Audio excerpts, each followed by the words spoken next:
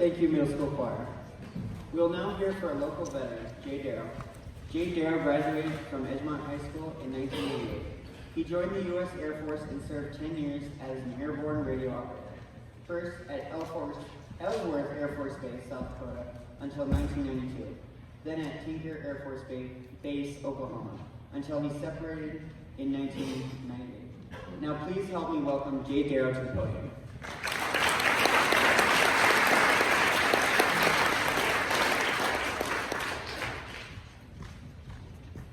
This poem was written by Johnny Cash looking after the Vietnam War. It's called The Ragged Old Flag.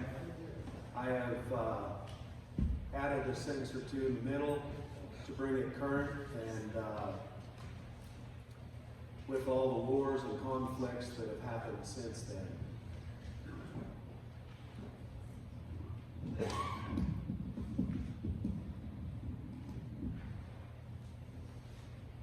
I walked through a county courthouse square. On a park bench, an old man was sitting there. I said, "Your old courthouse is kind of run down." He said, "No, it'll do for our little town."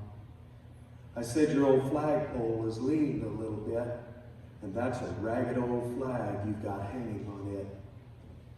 He said, "Have a seat," so I sat down. He said, "Is this the first time you've been to our little town?" I said, "I think it is." He said, "I don't like to brag, but we're kind of proud of that ragged old flag.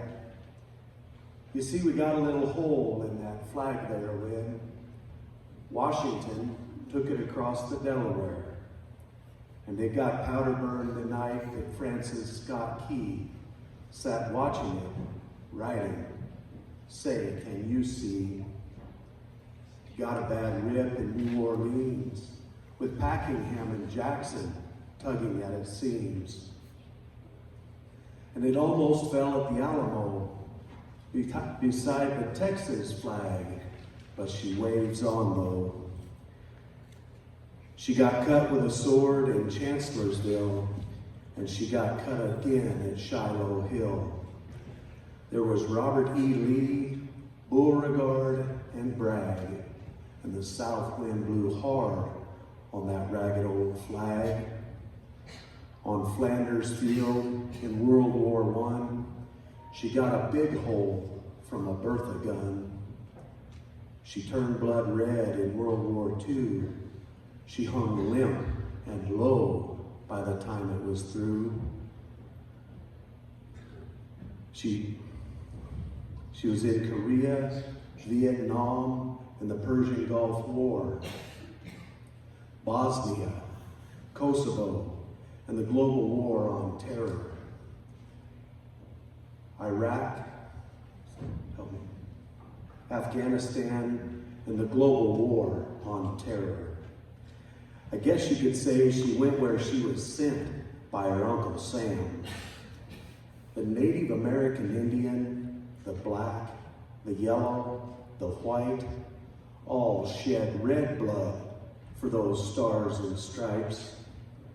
She's waved from our ships upon the briny foam, and now they've about quit waving her back here at home. In her own good land here, she's been abused. She's been burned, dishonored, denied, and refused, and the government for which she stands is scandalized throughout the land. And she's getting threadbare, and she's wearing thin. But she's in good shape for the shape she's in, because she's been through the fire before, and I believe she can take a whole lot more. So we raise her up every morning, we take her down slow every night. We don't let her touch the ground, and we fold her upright. On second thought, I do like to brag, because I'm mighty proud of that ragged old flag.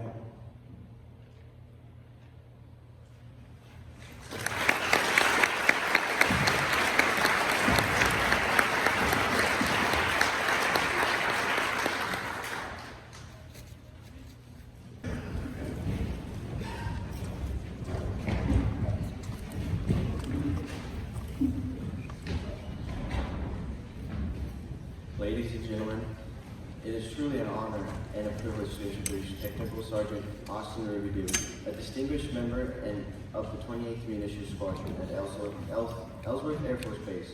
Originally hailing from Owasso, Oklahoma, Technical Sergeant Robedeaux' remarkable journey in the United States Air Force began in 2012. For his first 5 years in service, he dedicated himself to a role of great distinction as a member of the Air Force Honor Guard. This role, which demands the utmost precision, discipline, and respect, prepared him for the future that would be nothing short of exceptional.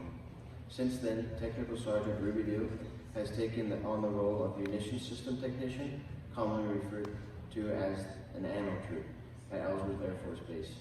His responsibilities include the critical task of ensuring the safe and efficient handling of munitions, a role that plays a vital part in our nation's defense.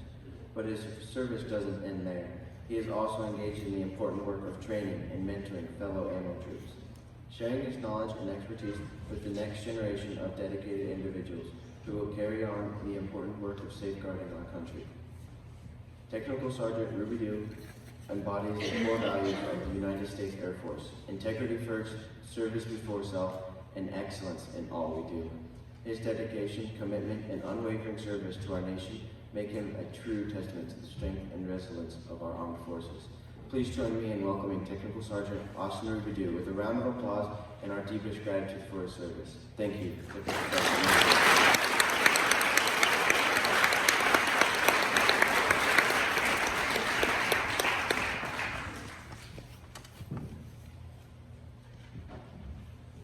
Good morning. Firstly, let me say thank you.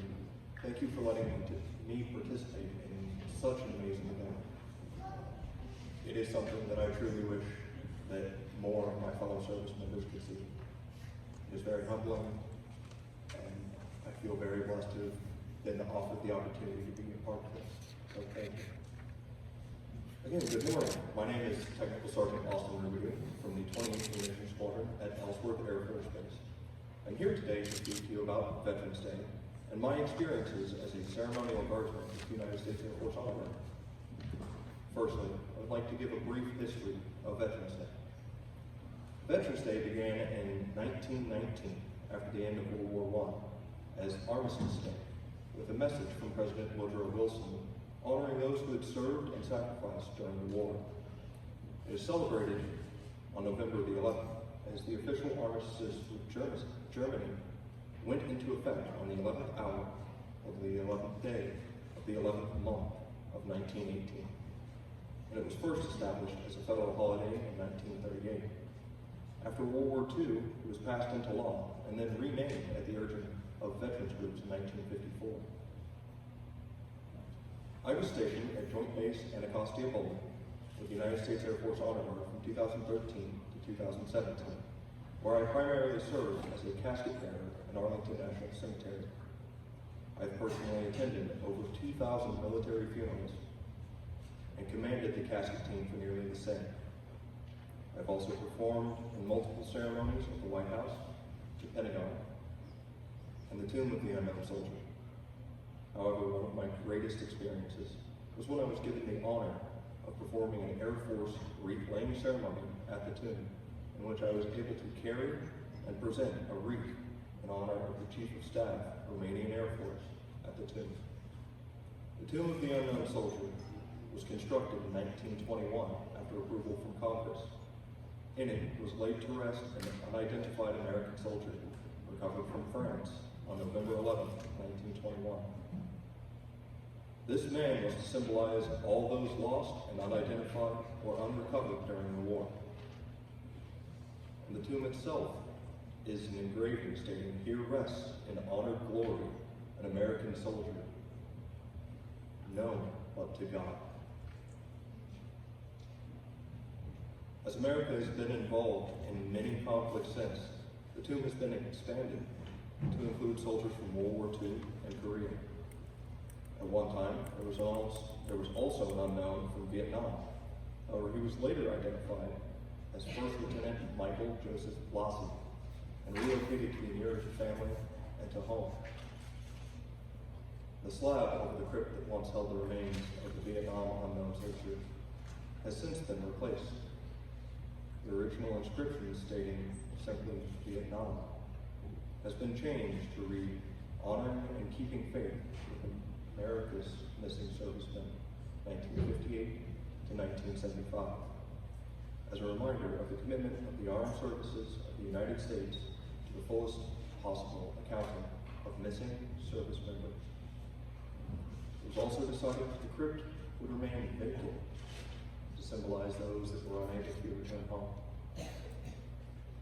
Veterans Day was founded to remember and thank those who served in the Great War, and has changed in name and shape, but never substance through the years.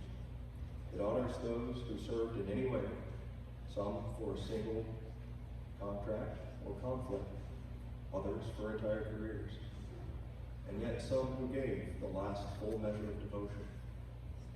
Thank you. And thank you all for your service.